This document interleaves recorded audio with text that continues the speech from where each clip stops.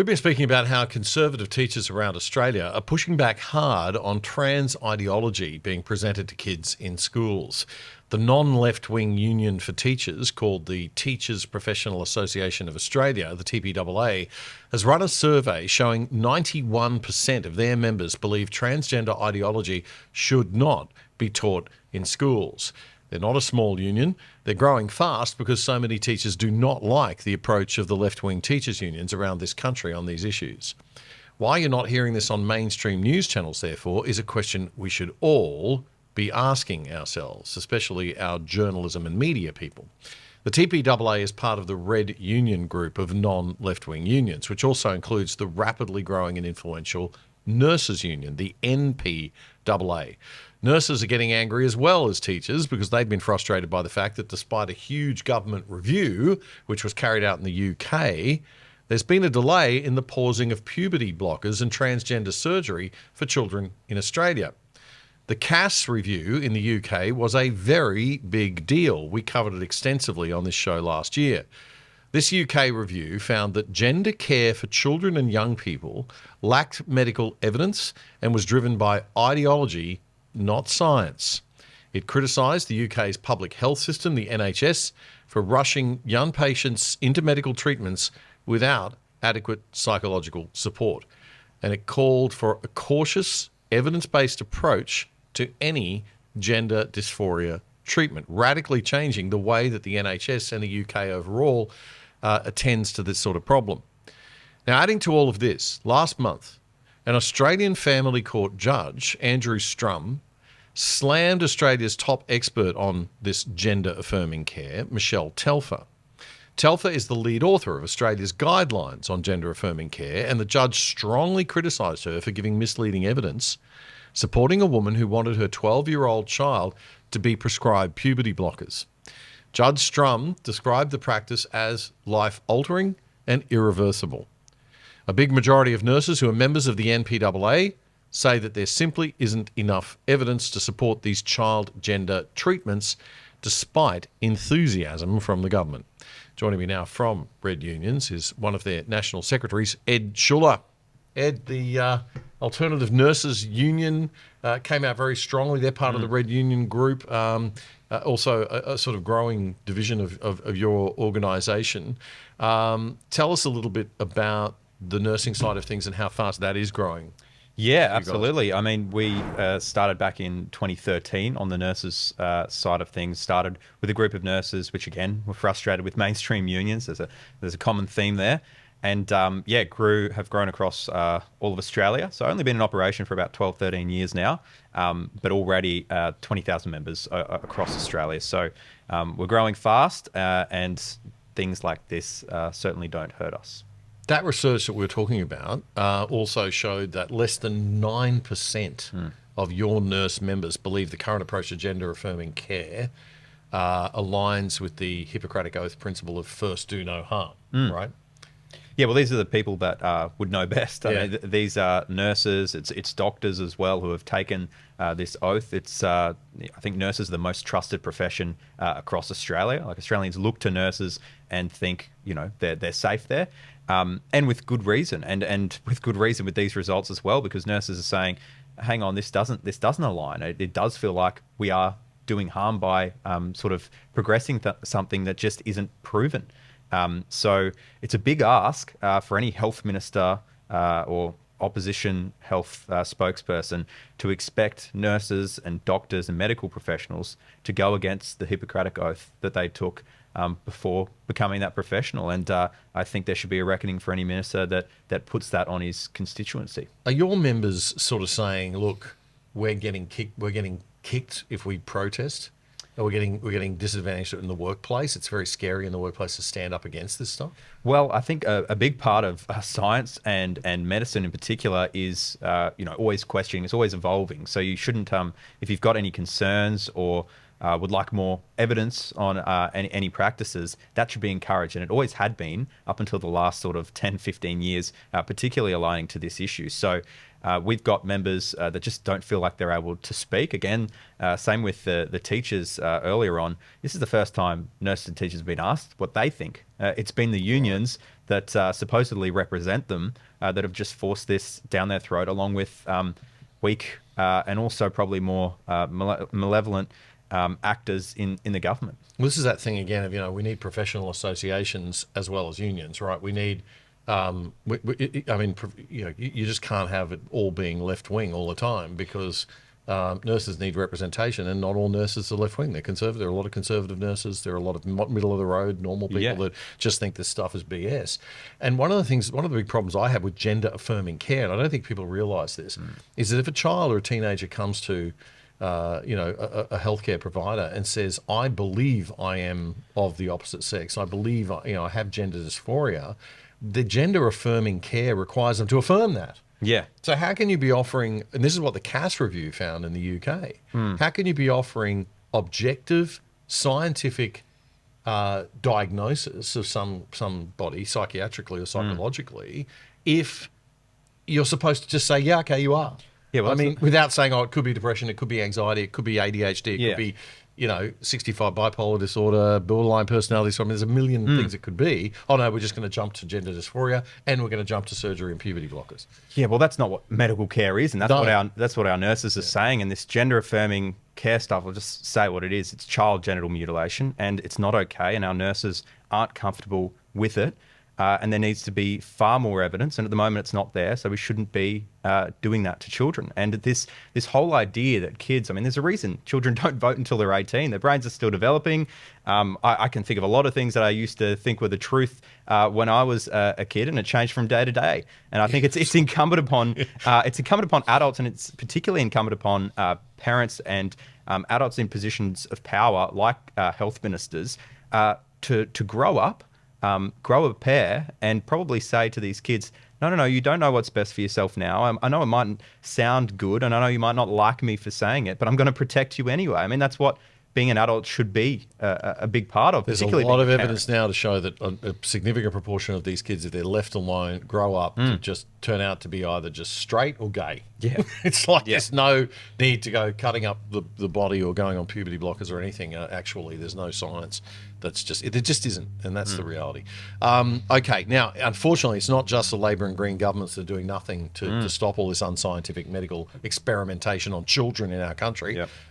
The only Liberal National Coalition Party government, majority government in Australia, is Queensland. And in Queensland, the health minister is a guy named Tim Nicholls. This is a guy who, we should mention, voted in favour of the Northern States' very, very, very liberal abortion laws, which allow for late-term abortions. And quite late abortion on demand at 22 weeks. So he might be in the LNP, but you couldn't call him a social conservative. But coming back to the gender affirming care stuff, he hasn't been sort of fixing things in any way, shape or form, right? This Tim Nicholls fellow. No, he hasn't. He was dragged kicking and screaming by the deputy, by the deputy premier, Jared Blay, who, to his credit, switched on with this stuff. He calls it for what it is, and he's the driving force between reality and what Tim Nicholls is operating in. So my understanding is that Tim was dragged to that announcement. If you read the media releases and watch the announcement, he certainly wasn't anywhere near as strong or as exuberant as Jared Blay is. What was the announcement? So this was the initial pause on puberty blockers back in February, right. Which hasn't really taken place because they've just been shafting them over to private clinics. So there hasn't been anything that's happened. Right. And this is why, and our survey comes after. And is this because he's sort of in an inner city seat, one of these liberal sort of tealy type seats, isn't he, in the richer area of Brisbane or something, where there's probably a lot of well-to-do people with kids who might be a bit on this spectrum. Potentially, but that might be part of his motive. But when you become a minister, you're the minister for your entire for the entire state in this case. And and you really do wonder, is he better suited as a Teals or a Greens health minister? This sort of ideological, just complete and utter lunacy that he pushes. Well, it gets worse with this bloke, unfortunately, because there's Dr. Gillian Spencer, who's a Queensland psychiatrist, quite a senior paediatric Queensland psychiatrist. And she got stood down from her role at the Queensland Children's Hospital under the Labor Party after raising concerns about the gender-affirming model of care. Even though the Cass review pointed out she was right, she was officially suspended in April 2023. She's since been barred from any clinical work by Queensland Health following comments she made on social media, including the criticism of trans pride flags being in hospital spaces. So basically, she can't work at all. And this new Liberal Party, National Party minister, this Tim Nichols guy, has done nothing to help her or turn this around at all. No, they've been in government for nearly a year now. We've notified them of what's been happening to Gillian Spencer. They were aware of And it what have they in said? opposition. You get silence. You get crickets that, there's more to the story you don't know. They aren't willing. They aren't willing. They aren't willing to stand up for the truth. At least that's true, I think, of Minister Nichols. But Gillian Spencer, like you said, very well respected psychiatrist. She was invited by the people that ended up standing her down to speak at that forum. So she was actually invited to give her thoughts on the truth around this, and then she raised her concerns, and then she was. This is just ridiculous, and we're talking about a Liberal National Party government again. Have we got any damn opposition in this country? More than 6,000 people signed a petition calling for Gillian Spencer's reinstatement. Yep. She hasn't got any court cases underway, but we've got bureaucrats all over the place attacking her using our taxpayer dollars. There are senior people in the public service who've decided pretty much all by themselves that gender affirming care is scientific and moral. And you know, she's got a formal complaint with the Queensland Human Rights Commission. She's got the AHPRA, the Australian Health Practitioner Regulatory Authority, the people who silence doctors for speaking out against the COVID shots being forced on people back during COVID. Yep. That organisation was trying to shut doctors down. They've just in the past few weeks said they're investigating her over inappropriate social media comments. I mean, who are these people? Who are these people? Go jump in the lake. Yeah, social media posts is the problem in all this, not the healthcare of children. I mean, that's what Dr. Spencer was standing up for, and you're right. This doesn't cut it. It does get you a bit emotive and angry because you can't even speak out about it a lot of the time. You can't express an opinion against the dominant paradigm, and if you do, these mongrels in the AHPR, whatever the heck it is, which I don't even think is a federal organisation, some sort of nebulous prudential body, prudential one of those regulatory collection of state groups or something. And then you've got, I'm sure the e-safety commissioners. Oh, she's going to really stand up for Gillian Spencer. Yeah, I wouldn't hold your breath on that happening. It's a joke, and we've got no outlet. We've got no way to, the media run away from it. I don't know. They do, and more to the point, it's the people like you and I can have this conversation, which is awesome and it's important. But it's the people in positions of authority that are refusing that feel muzzled, that they can't speak, or that are stopping people from speaking. So respected psychiatrists, I think, should probably be able to speak about this more than anyone else. You would think. And there should be a permission of a diversity of opinion, a provision of diversity of views so that we can have a public discussion and debate about these things instead of having it all shoved down our throats, which is the problem, because you will get a backlash if you have it shoved down people's throats. But we don't have a political opposition in Australia. We simply don't. I'm fed up with the Liberal and National Party now, really fed up. Tried to give them a bit of an inch in my thinking over the years, but I'm just totally fed up with them all now. They've done nothing, and they continue to do nothing to support us. But while our fellow Australians continue to vote for them, or continue to vote for the Labor Party or the Greens as they do, nothing is really going to change. Well, the evidence isn't great, I suppose, on the LNP's behalf, because, like you said, for the one government, the one mainland government that they have, they're not doing anything on the things that actually matter. They're not doing anything to stand up for truth on this sort of thing in the health system, in the education system. They talk about, we're focusing on the things that matter to Queenslanders. This matters to Queenslanders. This matters to Australians. This matters to any normal human being who can look at an issue and say, hey, you're harming children. Stop doing that. Yeah. And the people in positions of power have that chance. So we lay down the gauntlet to ministers like Tim Nichols, but all health and education ministers across the country, step up and do something or step down. It's as simple as that. Ed, it's been really great having you on the show. Thanks for coming on, mate. People Thanks. want to get in touch with Red Unions, they can do so at the website that I think we've had on screen. But yeah, thanks for coming in, and we hope to see you again in the future. Keep up the good fight. Cheers, Damien. Appreciate That's the it. Alternative Nurses Union, MPAA. It's part of the Red Union Group, which, despite its name, is not a left-wing group of professional associations. It's a non-left-wing group of professional associations that people can join instead of their regular union, and they don't channel resources or money to the Labor Party or left-wing causes. They also have a teachers' union, the Teachers Professional Association of Australia. We've been speaking to their National Secretary, Ed Schuller. So if teachers and nurses want to get in touch, as we said, we can check out the website. We'll be back in a second.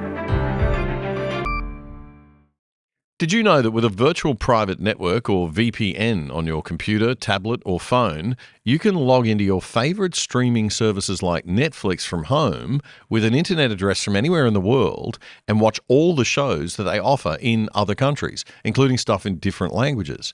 And using a VPN to route all your internet traffic through a third-party server means that big corporations and big government can't spy on you. If you sign up now with private internet access, we think they're the best VPN servers out there. As a viewer of the other side, you can get 83% off the price of your subscription and get online for less than $3 a month. Check it out right now. Go to piavpn.com/other side. That's piavpn.com/other side. It's a great service, a rock bottom price, and supporting our sponsor, you are helping to keep the other side going and growing. That was a segment clip from our weekly Friday night news show, The Other Side, which you can watch in full by simply going to YouTube and searching up The Other Side Australia. Then you'll find our full shows playlist. You can also find all of our full shows and our segments on our own website, othersidetv.com.au. That's othersidetv.com.au. Help us build a whole new Aussie media by joining us over there and signing up for the exclusive side.